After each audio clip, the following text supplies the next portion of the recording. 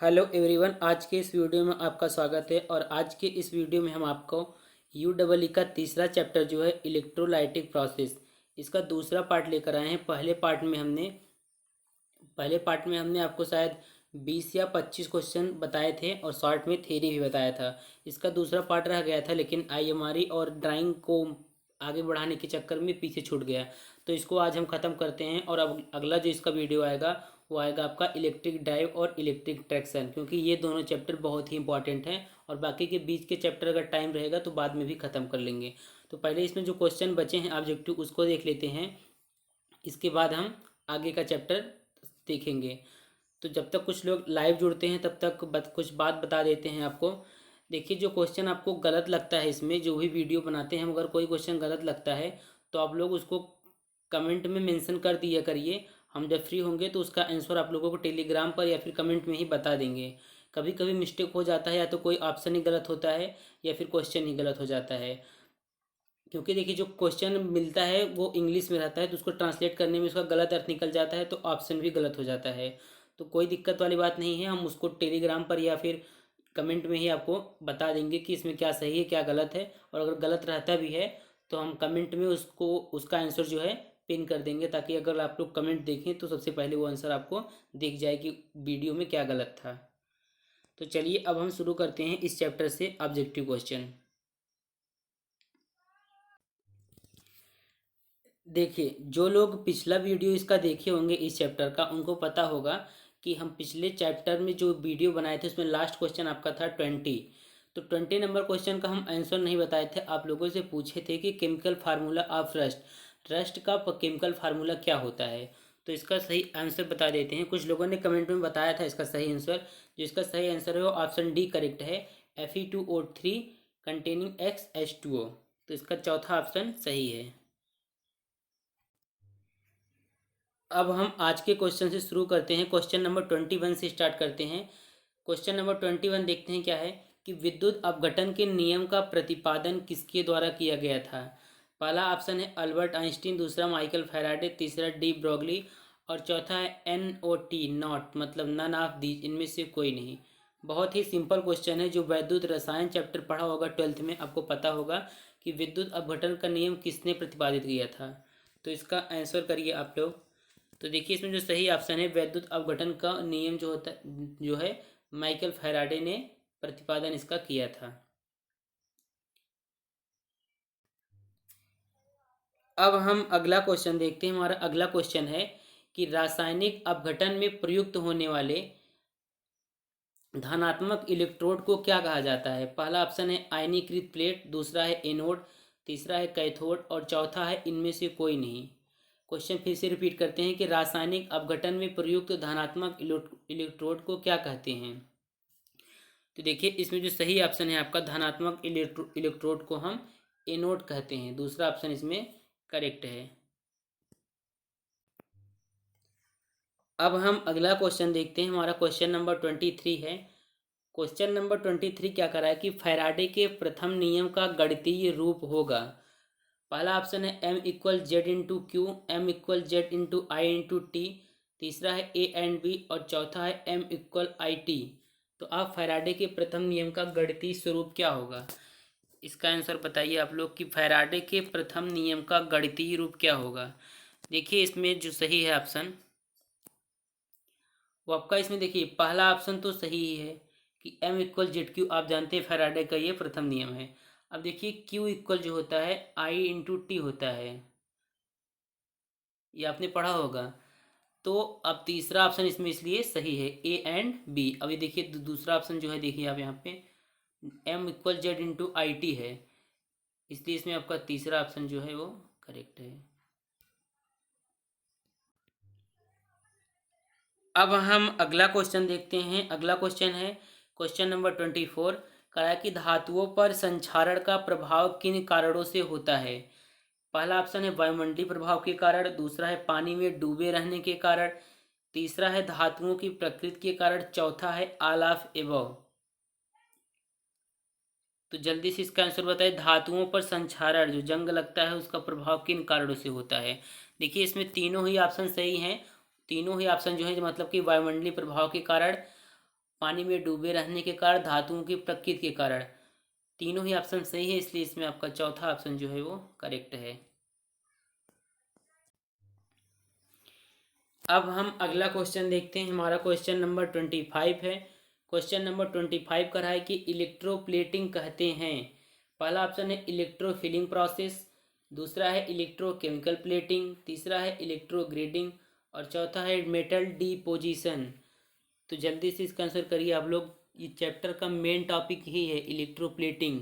देखिए इस चैप्टर में ही पढ़ना है इलेक्ट्रोप्लेटिंग क्या है, गैल्वेनाइजिंग, एनोडाइजिंग, यही सब पढ़ना है।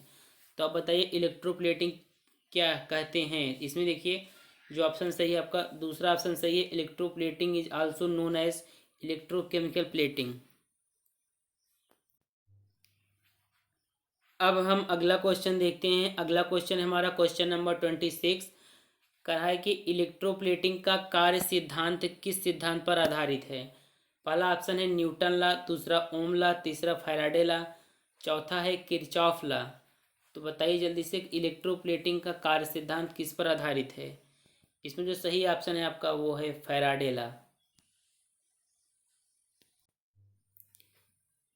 अब हम अगला क्वेश्चन देखते हैं। हमारा अगला क्वेश्चन है क्वेश्चन नंबर 27 करा कि हार्ट डिपिंग एक प्रक्रम है जिसमें इलेक्ट्रोफिलिंग होता है, इलेक्ट्रोकेमिकल प्लेटिंग और तीसरा है a metal is immersed in a molten bath of another metal, चौथा है मेटल स्प्रेइंग। कहने का मतलब हॉट डिपिंग प्रक्रम जो है वो इलेक्ट्रोफिलिंग होता है या फिर इलेक्ट्रोकेमिकल प्लेटिंग होता है या फिर एक मेटल को इमर्स्ट किया जाता है एक मोल्टेन बाथ के दूसरे मोल्टेन बाथ से, चौथा है मेटल का छिड़काव।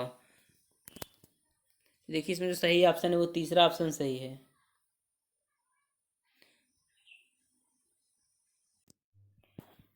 अब हम अगला क्वेश्चन देखते हैं। क्वेश्चन नंबर 28 कराया कि गैल्वेनीकरण प्रक्रम है।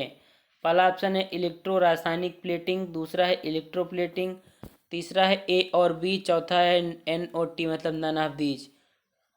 तो आपको बताए थे जो इलेक्ट्रो प्लेटिंग होता है उसी को इलेक्ट्रो रासायनिक प्लेटिंग भी कहा जाता है। तो गैल्वेनीकरण प्रक्रम जो है इसमें आपका दूसरा ऑप्शन तीसरा ऑप्शन जो है वो करेक्ट है। अब हम अगला क्वेश्चन देखते हैं। Question number 29। क्वेश्चन नंबर 29 है कि एनोडीकरण की प्रक्रिया है। पहला ऑप्शन है धातु पर ऑक्साइड फिल्म का जमना, दूसरा है मेटल हॉट डिपिंग, तीसरा है इलेक्ट्रो ग्राइंडिंग, चौथा है मेटल स्प्रिंग मेटल का छिड़काव। तो एनोडीकरण की प्रक्रिया है, इसका आंसर करिए आप लोग। देखिए इसमें जो सही ऑप्शन है वो पहला वाला ऑप्शन सही है। एनोडीकरण प्रक्रिया जो है धातु पर ऑक्साइड फिल्म का जमना होता है। अब हम अगला क्वेश्चन देखते हैं। अगला क्वेश्चन है 30 नंबर क्वेश्चन करा है कि in anodizing process work piece is made, anode cathode A and B not, in work piece is made मतलब कि एनोडाइजिंग प्रोसेस में वर्क पीस जो होता है आपका किस बना होता है, anode cathode A and B NOT। देखिए इसमें जो सही ऑप्शन है वो पहला ऑप्शन सही है। एनोडाइजिंग प्रोसेस में वर्क पीस जो होता है एनोड का होता है। अब हम अगला क्वेश्चन देखते हैं। अगला क्वेश्चन है क्वेश्चन नंबर 31। क्वेश्चन नंबर 31 करा है कि एनोडाइजिंग प्रक्रम का मुख्य उद्देश्य है। पहला ऑप्शन है प्रोवाइड करोजन इन वियर, दूसरा है डिकोरेटिव अपीयरेंस, तीसरा है प्रोवाइड ए स्पेसिफिक कलर, चौथा है ऑल ऑफ एबव। तो पहला ऑप्शन का मतलब है प्रोवाइड करोजन मतलब कि संक्षारण संक्षारण प्रोवाइड करना and wear resistance metal surface, और घिसाव मतलब कि जो मेटल का सरफेस है उस पर घिसाव प्रतिरोध प्रोवाइड करना। दूसरा है डेकोरेटिव ओपिनियन मतलब सजावटी रूप, और तीसरा है प्रोवाइड ए स्पेसिफिक कलर एक विशेष कलर प्रदान करना। इसमें देखिए चौथा ऑप्शन जो है आपका करेक्ट है। एनोडाइजिंग प्रक्रम का जो मुख्य उद्देश्य है जो 3 ऑप्शन है यही इसके उद्देश्य होते हैं, तो इसमें चौथा ऑप्शन करेक्ट है। अब हम अगला क्वेश्चन देखते हैं। अगला क्वेश्चन है 32 करा कि गैल्वेनीकरण सामान्यतः की जाती है। तो पहला ऑप्शन है इसमें लो कार्बन स्टील, दूसरा है कास्ट आयरन, तीसरा है नॉन फेरस मेटल, चौथा है नॉन मेटेलिक सब्सटेंस। तो गैल्वनीकरण किस पर की जाती है? इसमें आपका सही ऑप्शन है, पहला ऑप्शन सही है। गैल्वनीकरण जो होती है लो कार्बन स्टील पर की जाती है।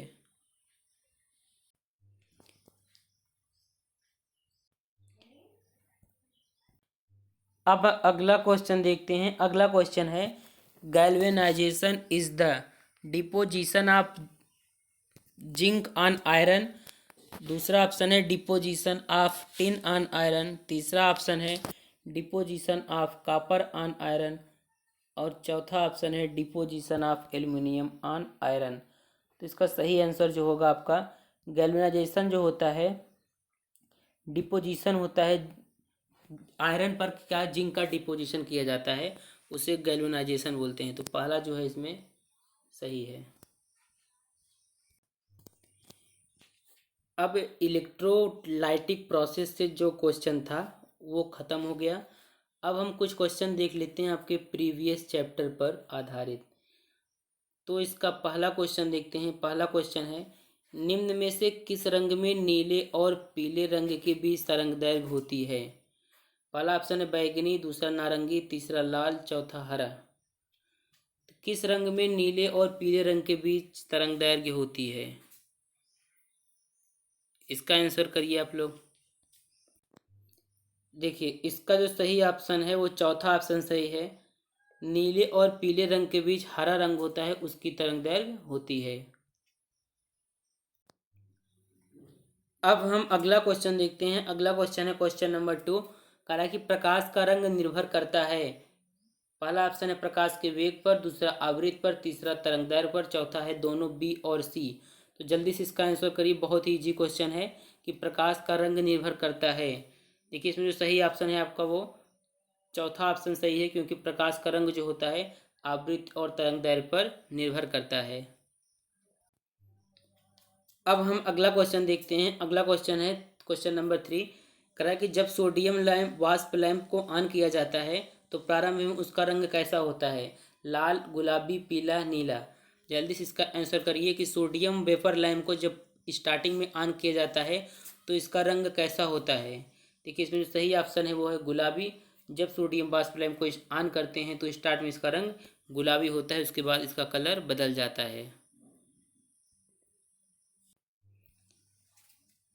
अब हम अगला क्वेश्चन देखते हैं। अगला क्वेश्चन है कि सोडियम वाष्प लैंप को आयनीकरण वोल्टेज की आवश्यकता होती है।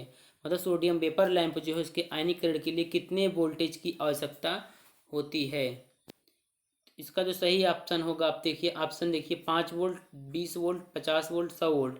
इसमें जो सही ऑप्शन होगा आपका पहला ऑप्शन सही होगा।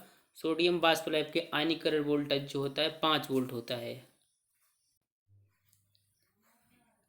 अब हम अगला क्वेश्चन देखते हैं। हमारा अगला क्वेश्चन है कि कार के आवरण को वेल्ड करने हेतु कौन सी वेल्डिंग उपयोग की जाती है? पहला है गैस वेल्डिंग, दूसरा स्पॉट वेल्डिंग, तीसरा आर्क वेल्डिंग, चौथा है NOT, नन ऑफ दीज। तो बताइए कार के आवरण को वेल्ड करने के लिए कौन सा वेल्डिंग प्रयोग करते हैं? वेल्डिंग चैप्टर पर पूरा ऑब्जेक्टिव क्वेश्चन आ चुका है, उसमें ये क्वेश्चन हम डिस्कस कर चुके हैं। तो देखिए इसमें जो सही ऑप्शन है स्पॉट वेल्डिंग। कार के आवरण को वेल्ड करने के लिए स्पॉट वेल्डिंग का प्रयोग किया जाता है। अब अगला क्वेश्चन देखते हैं। अगला क्वेश्चन है क्वेश्चन नंबर 6। करा कि वैद्युत प्रतिरोध वेल्डिंग के धातु की सतह होनी चाहिए। क्लीन्ड मतलब साफ।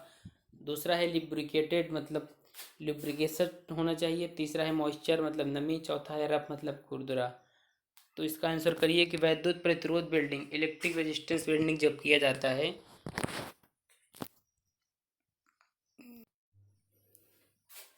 देखिए इसका जो सही ऑप्शन है इसमें पहला वाला ऑप्शन सही है कि वैद्युत प्रतिरोध वेल्डिंग जब की जाती है तो उसका धातु जो होता है वो क्लीन्ड होना चाहिए।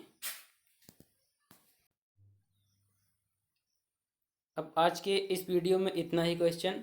अब अगला वीडियो जो आएगा UEE का वो आपका 2 चैप्टर केवल बताएंगे। पहला होगा ड्राइव और दूसरा होगा इलेक्ट्रिक ट्रैक्शन।